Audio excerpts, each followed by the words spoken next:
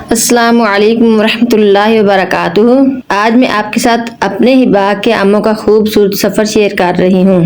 یہ آم کے درخت نہیں ہیں بلکہ ان کی ایک اپنی کہانی ہے۔ ان کی شروعات ایک چھوٹی سی گٹھلی سے ہوئی۔ میں نے یہ گٹھلیاں لگانے کے لیے اپنے ہسبینڈ کو دی، پھر اللہ تعالیٰ کے فضل سے ان سے ننھے پودے نکلے۔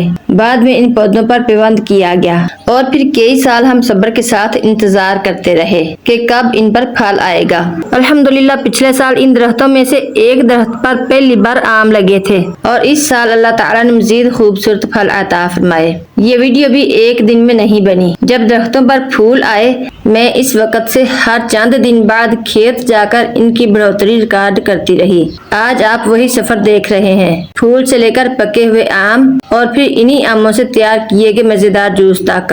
ماشاء اللہ، سبحان اللہ، الحمدللہ۔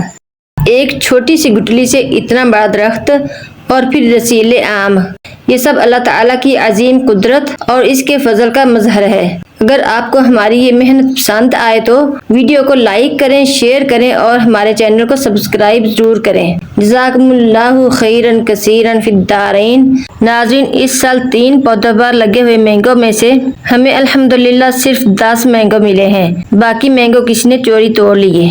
ان مینگو کو ہم نے نیوز پیپر میں لپیٹ کر رکھ دیا، پھر چند دن بعد دیکھے تو الحمدللہ 2 مینگو پک چکے تھے۔ پھر ہم نے ان 2 پکے ہوئے مینگو کو اچھی طرح واش کیے ہوئے ہاتھوں سے ان کے چھلکے اتارے اور پھر بلینڈر جگ میں ان کو ایڈ کیا، پھر ان میں گائے کا خالص دودھ ایڈ کیا اور حسب ذائقہ اس میں چینی ایڈ کی۔ الحمدللہ، اللہ کا شکر ہے کہ کافی سالوں کی محنتوں کے بعد ہمارے گھر کے مینگو کا بہت ہی مزیدار ملک شیک تیار ہو گیا ہے۔ الحمدللہ ثم الحمدللہ۔ اللہ کا شکر ہے کہ ہمارے گھر کے مینگو بہت ہی ٹیسٹی ہیں۔ ناظرین، اگر آپ کو میری یہ ویڈیو پسند آئے تو ویڈیو کو لائک کریں، شیئر کریں اور یوٹیوب پر سبسکرائب اور ٹک ٹاک پر فالو کرنا نہ بھولیں۔ جزاکم اللہ خیرن کثیرن فی الدارین۔